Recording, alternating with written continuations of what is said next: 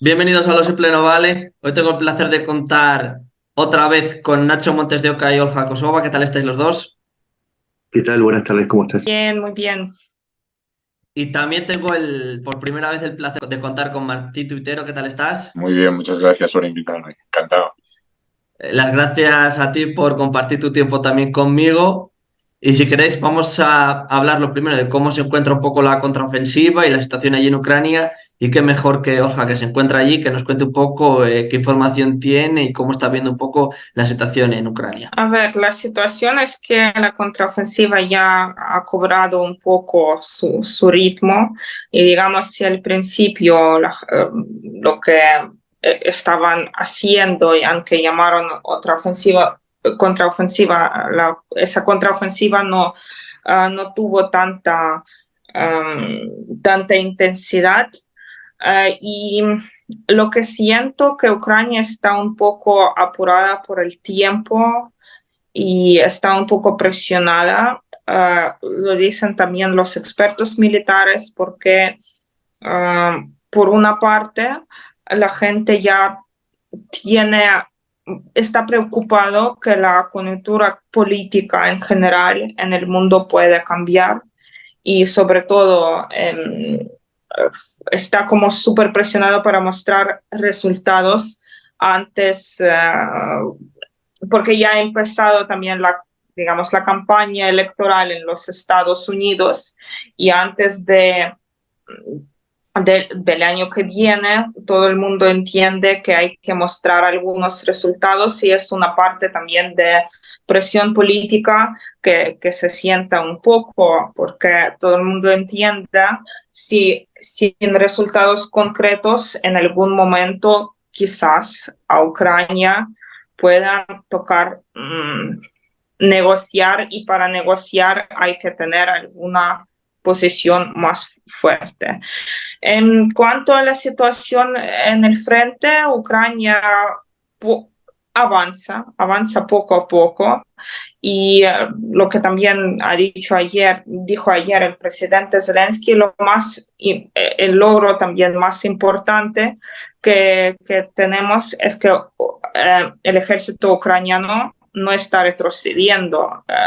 Todos los intentos rusos a reforzar direcciones, a lanzar alguna ofensiva, no llegan a ningún resultado. Yo, por ejemplo, como ya os comenté antes un poco de ese video, yo estuve en la dirección de Kupiansk y los rusos también, allí hay batallas, los rusos intentaron reforzar esa dirección, al mismo tiempo Ucrania allí mandó una de las brigadas, reforzó allí esa dirección también con una de las brigadas que estaban entrenando durante este tiempo, por este tiempo que estaba ganado por la defensa, esa heroica defensa en la región de Donetsk, en la región de Bakhmut.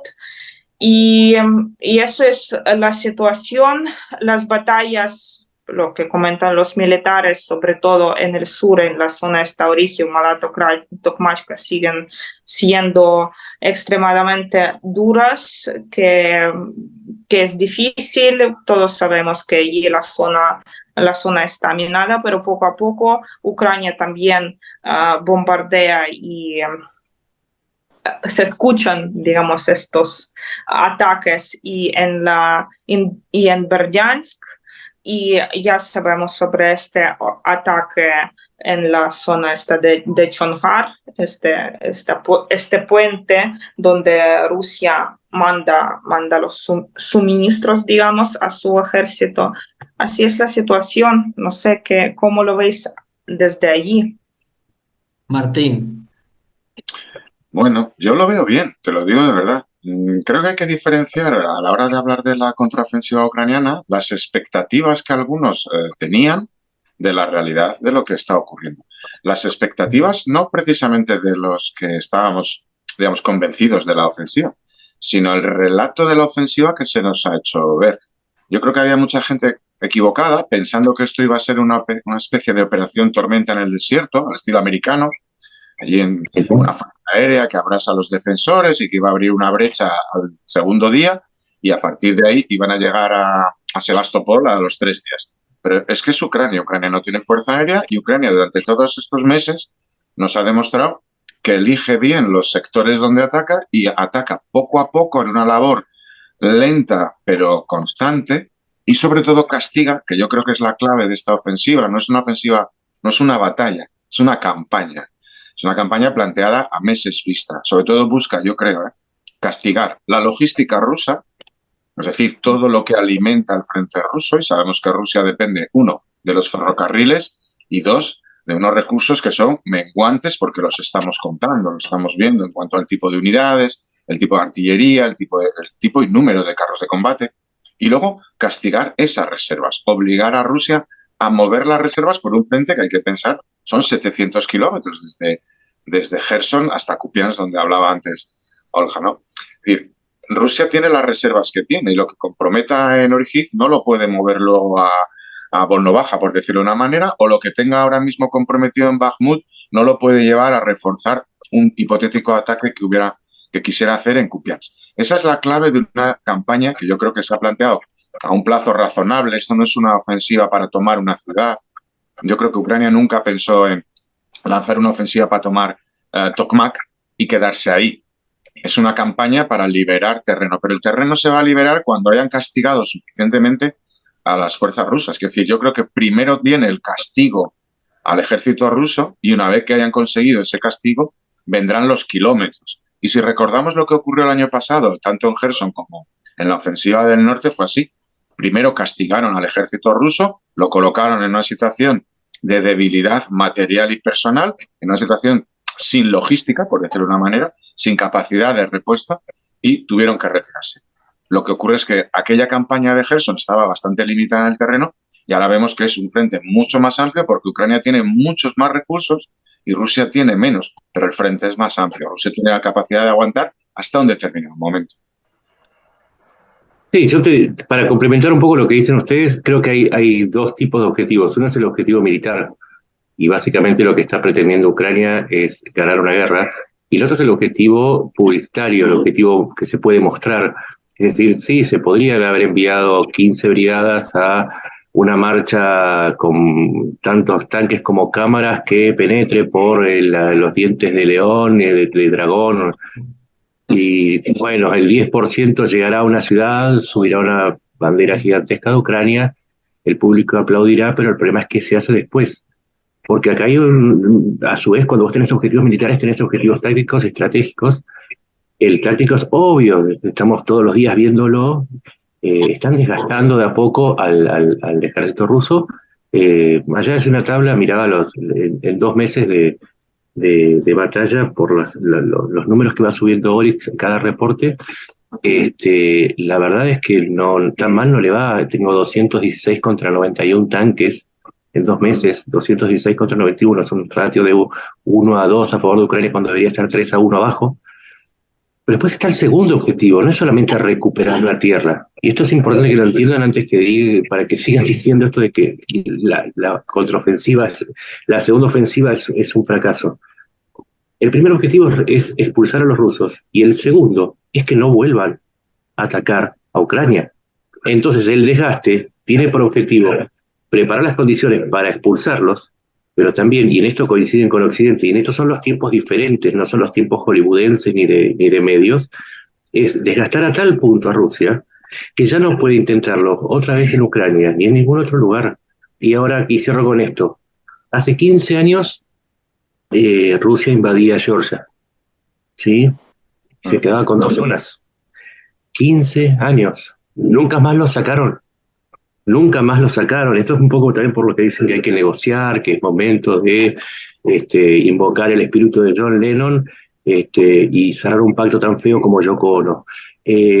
Para mí es que no se está entendiendo exactamente con quién se está batallando y con quién no se puede negociar. Entonces vemos de nuevo los objetivos: corto plazo, largo plazo, y entonces si alguien me dice que la contraofensiva está fracasando, un poco lo que decía Oli al principio, sí, podría ser, Si Ucrania estuviera retrocediendo, yo te diría que sí, que es un fracaso, pero no está retrocediendo, de a poco, pero avanza. Y aunque no avanzara y se sostuviera, aún así, si está desgastando el ejército ruso, no puede ser calificado como una derrota, de ninguna manera. A ver, yo estoy de acuerdo. Lo de la derrota, yo creo que no se puede decir que Ucrania está derrotada, y yo creo que con recursos que tiene Ucrania y la diferencia en general en tamaño y las posibilidades rusas, por ejemplo, de movilizar una gran cantidad de gente, lo que está haciendo Ucrania desde el principio de esa guerra es impresionante. Pero aquí hay un problema que yo, por ejemplo, veo, y esto es este factor político, porque yo también veo cómo se activa la propaganda rusa en diferentes países. Y aquí ellos están jugando muy bien con este factor de la contraofensiva. Y yo no sé a qué nivel, por ejemplo, los socios de Ucrania estarán comprometidos en luchar con ella, digamos, hasta el final, y entender que una contraofensiva no es digamos, una acción política, ¿no? Que es algo militar, algo que se necesita tiempo. Y eso es lo que a mí, por ejemplo, preocupa. No sé cómo lo veis vosotros, como ya no estáis en Ucrania, pero a lo mejor entendéis, no sé, cómo se siente por ejemplo, esa coyuntura política en España. No, mira, te contesto yo un poco mi percepción. Es que Sí, tocas un tema que es muy importante, que es la propaganda rusa. Es decir, cómo sí, vende Rusia cualquier hecho. Es decir, yo siempre trato de basarme en lo que ya ha pasado para entender lo que está pasando. En Gerson, el año pasado, la ofensiva empezó a finales de julio y los rusos se retiraron de Gerson en noviembre. Eso son agosto, septiembre, octubre, 3 meses largos para, digamos, liberar aquel territorio. Al mes de aquella campaña, digamos, ya que Ucrania era mucho más débil en términos militares, en todos los aspectos, la propaganda rusa y, digamos, quien se hace eco de esa propaganda lanzó la misma clave. La ofensiva ha fracasado, hay que negociar. La estructura propagandística rusa siempre es la misma. Occidente se va a cansar. Hay algunos datos que no cuadran con eso. Por ejemplo, yo hoy estuve leyendo la producción de Estados Unidos en proyectiles de 155 milímetros. Hablo de una cosa que puede parecer anecdótica, pero es fundamental. Ucrania, al final de este año, ya va a producir en territorio ucraniano proyectiles OTAN 155 milímetros en Ucrania. Aparte del aumento enorme significativo del resto de países, no solo para satisfacer su demanda, la que necesita ahora, sino la que pueda necesitar en el futuro. Están planteándose ya la defensa de Ucrania después de la guerra. Cuando, digamos, los socios de Ucrania, la alianza de países, por simplificarlo, de la OTAN, es una simplificación, pero nos entendemos, se están planteando ya la producción de algo tan concreto como proyectiles de artillería de un modelo que es fabricado en Occidente, es porque el respaldo está ahí. No van a cambiar mañana. Es verdad que viene la campaña electoral americana, ya sabemos que Trump tiene sus cosas, pero yo creo que tampoco no podemos caer en la trampa rusa, que lo están, ellos sí, yo creo que se agarran al clavo ardiente ese de la campaña electoral americana, que es para finales del 24, porque no tienen otra cosa. Es decir, ellos hacen de su necesidad generar temor fuera su virtud, que es provocar que nosotros estemos impacientes por ver resultados concretos. Y como bien decía Nacho, yo creo que los resultados sería muy fácil conseguir. Metes a 5.000 soldados ucranianos después de perder 20.000 en Tokmak, sacas una bandera gigante, un poco lo que hizo Rusia en Bakhmut. Se dejó 20.000 muertos en Bakhmut, puso la bandera, pero eso es una victoria propagandística que dura 24 horas. Las victorias militares, que son las que van a definir esta guerra, tienen que ver con otras cosas, y es con acabar con el ejército ruso. Y yo creo que ahí están actuando bien, con prudencia. Por eso no tenemos que entrar, no digo nosotros, sino en general, en estas prisas, porque las guerras no se ganan con prisas, sobre todo en los términos en los que se ha planteado esta. Sí, además hay que tener en cuenta que hay una guerra dentro de Ucrania y hay una guerra en el mundo por la credibilidad de cada uno de los bandos, y Rusia opera sobre los estereotipos muy fuertes. Por ejemplo, que es invencible, que era imposible sostener una defensa frente al avance ruso, esto lo vimos en febrero del año pasado, que sus misiles iban a demoler las ciudades y les iban a... Y yo recuerdo que dijeron textualmente, iban a devolver a Ucrania a la edad de piedra, con sus misiles, sus ataques. Entonces hay que enfrentar esa ofensiva de propaganda, no porque uno sea altruista, sino porque no es cierto lo que dicen, porque no es cierto, al menos yo, desde mi función de periodista, ¿cuál es la verdad? ¿Es invencible Rusia? No. ¿Está destinada, predestinada a ganar? No. ¿Tiene recursos infinitos? No, tiene muchos, está bien, puede tener todo el cobre que vos quieras, pero eso no va a hacer que las bombas impacten con precisión. Puede tener muchos más hombres que Ucrania, pero hay cuestiones que tienen que ver con el uso de la fuerza, con la motivación, etcétera, etcétera, que hacen que ese pequeño país, ya que dicen que es pequeño, le esté dando vuelta a la guerra en 1 año y medio. Entonces, operar sobre esos prejuicios hace que el juicio que uno hace a posteriori tenga que batallar una doble guerra, una contra la lógica y otra contra los prejuicios.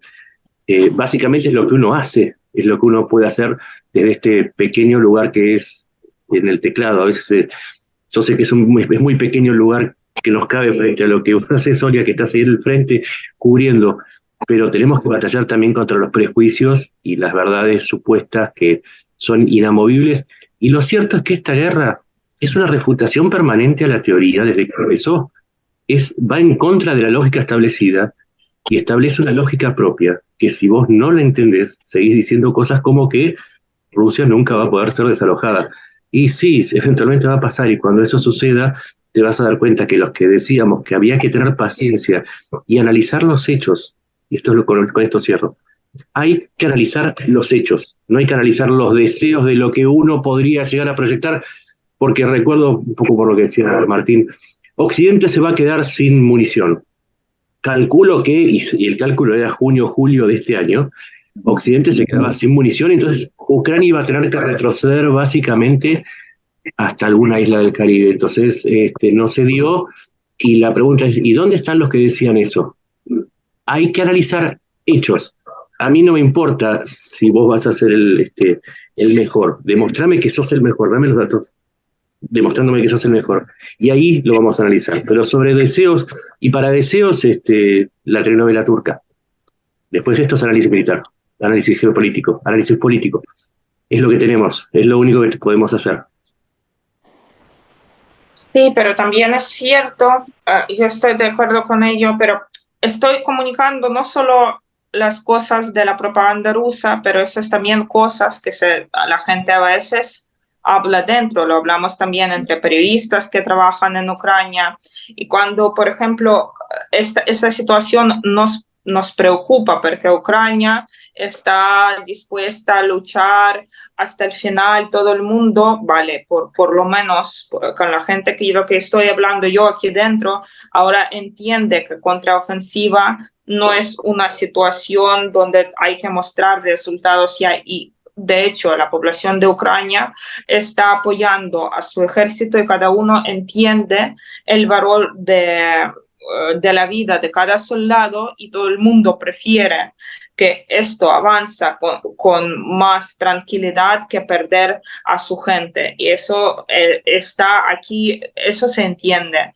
Pero por otro lado, lo que vemos aquí, y eso también preocupante, vale, una cosa ya hablamos, lo de apoyo de los países socios. De hecho, el problema de las municiones, Ucrania, en el momento de contraofensiva, por lo menos en los frentes que estuvimos, lo que dicen los soldados, que ya tienen todo, ya, vale, a lo mejor algunos misiles de largo alcance les falta, pero es digamos, una de las primeras épocas cuando la gente dice, sí, tenemos, sí, ya vemos este apoyo de los países socios y tal. Pero por otro lado, lo que preocupa también es que las tropas ucranianas, aunque están reforzadas, también hay otra parte que ya está cansada.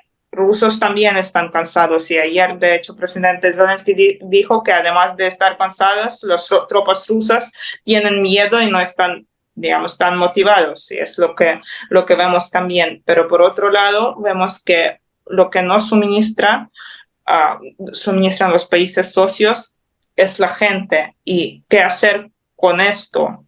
Si Ucrania, aquí también es este factor quien cansa más rápido, y todos entendemos que las batallas de esa intensidad no pueden seguir años. Esta fase de la contraofensiva esta fase tan dura y las batallas tan duras deben acabar en algún momento. Y no sé qué opináis vosotros de esto, qué estáis pensando sobre la movilización en general en Rusia, en Ucrania, y ¿cómo lo veis? A ver, yo rompo el esquema de... Una cosa, la gente, ¿qué es lo que va a poder analizar, sobre todo en Estados Unidos, con las elecciones de 2024? ¿Qué va a pasar en Europa? Y me parece que ahí son dos públicos diferentes. Por un lado, Estados Unidos analiza la guerra, y al menos esto es lo que uno entiende por lo que cubre Estados Unidos, a partir de los resultados que tiene la vida cotidiana. Si Estados Unidos está invirtiendo 100.000 millones de los 800.000 millones que tiene anualmente para derrotar a Rusia, y eso no le afecta al precio de la gasolina, ni le deja... O sea, puede seguir yendo a ir a ver a Messi, puede comprarse, puede pagar Netflix y seguir comiendo los Doritos. No le importa, la realidad es que no le importa. Y la disputa en Estados Unidos es más que nada sobre modelos, es sobre la hegemonía de Estados Unidos y no sobre el gasto que implica la guerra. Y en Europa me parece que la discusión al menos de lo que yo veo, y que me corregime, Martín, porque estás ahí en España, se prometió que se iban a morir de frío, que se los iba a devorar la inflación, que se iban a morir de hambre, que el mundo, básicamente como lo conocían, iba a desaparecer. Bueno, todo esto por apoyar a Ucrania en ambos, en Estados Unidos y en Europa. Y no sucedió. Y sin embargo, a cambio de esto, ¿qué obtuvieron? Algo que no tenían frente a Estados Unidos, que es unidad en Europa, unidad y convicciones de unidad. Algo para enfrentar la hegemonía de Estados Unidos que tanto necesitaban. Consiguieron la unidad europea. Y eso no tiene valor en millones y miles de millones de euros. Entonces, en la medida que la idea de Ucrania sigue vigente, porque hay ideas que la sustentan, y más allá de que lleve tiempo, esa idea tenía sentido, vuelvo a los hechos, ¿tuvo sentido apoyar a Ucrania? Yo creo que sí. Y lo sigue teniendo, y lo va a seguir teniendo por más que cueste miles de millones, porque ¿cuál es la opción? Volver al gas barato que adormeció a Europa, al gas barato ruso me refiero. Yo creo que vale la pena, para Europa. Desde acá lo veo como latinoamericano. Sí, mira, un par de reflexiones al respecto. Con respecto digamos, a la gran política, por decirlo así, los cambios dentro de los países, llamémosle los socios de Ucrania, a veces se venden como un problema. Y lo cierto es que los que ha habido, estoy pensando en Italia, donde gobernó un partido que se nos dijo, gobierna ahora hasta la primera ministra Meloni, que se nos vendió como que era prácticamente prorrusa. Sin embargo, hubo elecciones, formó su gobierno y la ayuda de Italia a Ucrania ha aumentado. Y que a veces se lanzan, o cuando dimitió la primera ministra de Finlandia, fue sustituido por otro primer ministro que ha mantenido la política. Yo creo que los países occidentales mantienen un compromiso que es creciente. Yo creo que además en parte porque, superado el primer momento de la duda, aguanta Ucrania, pero hablo de febrero de 2022, si me apuras, marzo, yo creo que la apuesta lo explicaba muy bien Nacho. Al final, el presupuesto de defensa americano, por simplificarlo, dedicado a Ucrania es tan pequeño a cambio de la derrota inmensa que está recibiendo Rusia. Esto como reflexión, digamos, de la gran política. Pero si nos vamos a las cosas concretas, yo soy muy de lo concreto, muy de los datos, de los detalles. Vemos que el ejército ruso, es verdad que decías tú, en algún momento esto tiene que parar, porque casi ya es una especie de combate de voluntades. ¿Quién aguanta más? Lo que pasa es que en eso consiste la guerra, realmente. Es crudo decirlo, porque el que más aguanta es el que queda, con una diferencia de filosofía en esta guerra. Ucrania yo creo que tiene una filosofía de cuidar a su gente lo máximo, es decir, evitar incurrir en bajas, porque al final Ucrania es un país que ha formado un ejército con ciudadanos defendiéndolo, mientras que enfrente tenemos a un tirano que le importa nada, entre nada y cero, el número o las vidas de sus soldados, porque son sus súbditos, sus esclavos. Entonces, que pierde 20.000 en Bakhmut para poner una bandera, no le importa. Pero yo creo que Ucrania ahí juega bien, digamos, el elemento, digamos, técnico-militar para, sin incurrir en grandes pérdidas, mantener la iniciativa, tanto en la defensa como en el ataque. Pero lo que sí vemos, analizando, digamos, un poco los datos, que es verdad que son matemáticas, son números, es el inevitable declive del ejército ruso. Es que cuando miramos datos como qué tipo de tanques son los más destruidos, tanques rusos, los que más pierde ahora, qué tipo de artillería es la que más pierde ahora, qué tipo de soldados está empleando en determinados frentes, te das cuenta que ese ya no es el ejército de Rusia de hace un año, ya no digo del comienzo de la invasión, ni siquiera el de hace un año, ¿no? Es que está teniendo que taponar todos los lugares con lo que le queda de la élite del ejército, ¿no? Los famosos VDVs o la infantería naval. Allí donde hay un problema, donde Ucrania empuja, al final terminamos viendo siempre un regimiento de VDVs, porque lo que tiene ya es justo para aguantar unas semanas. En cuanto Ucrania presiona, al final eso se hunde. Y sobre todo la estrategia, que yo creo que es una estrategia correcta a largo plazo, a un plazo medio, desde la perspectiva estrictamente militar, que es castigar la artillería, los medios de fuego rusos, la artillería. Hemos visto durante mes y medio, yo me asombraba, lo digo de verdad, casi con asombro, todos los días, la capacidad ucraniana de atacar primero lo que más daño le iba a hacer, antes de mover un solo metro, que yo creo que es la no prisa es muy importante en esto.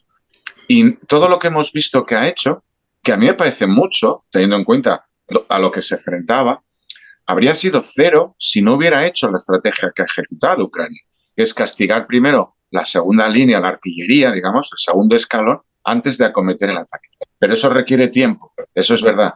Entonces yo creo que ahí Ucrania tiene que jugar los tiempos y no caer en las prisas ni de Rusia ni de ciertos analistas militares, porque al final yo estoy muy cómodo en mi casa, en mi sofá, y a mí lo que me interesa como analista es tener noticias que comentar. O digo a mí, en general, a los expertos, estos. Entonces, cuantas menos noticias relevantes haya, significa que Ucrania está haciendo bien su trabajo. En Gerson estuvimos 3 meses casi sin noticias diarias, hasta que de repente vimos a los rusos salir corriendo a través de aquellos puentes que montaron. Y esa es la gran noticia, que al final se fueron. Y ese es el triunfo final. Te voy a dar un dato que corrobora lo que acabas de decir. Recién dije que en 2 meses, 213 tanques contra 96, en artillería 149 contra 61. O sea, la diferencia es muy grande. O sea, ahí se ha puesto el peso. Y otra cosa, otra reflexión acerca del espíritu de época en el que vivimos, y voy a lo que vos decías, Solia. Estamos acostumbrados a un estilo de vida de la solución inmediata. Quiero ir a un lugar, saco una aplicación y lo consigo. Quiero comer una pizza con ananá, por ser pecado. Voy y la pido. Quiero irme a Timbuktu y me tomo un avión con una aplicación sentado en mi casa. Y quizás ese es el problema, que es que estamos viendo la guerra como si fuese una producción de Netflix, que tiene que tener un principio, un desarrollo y un final.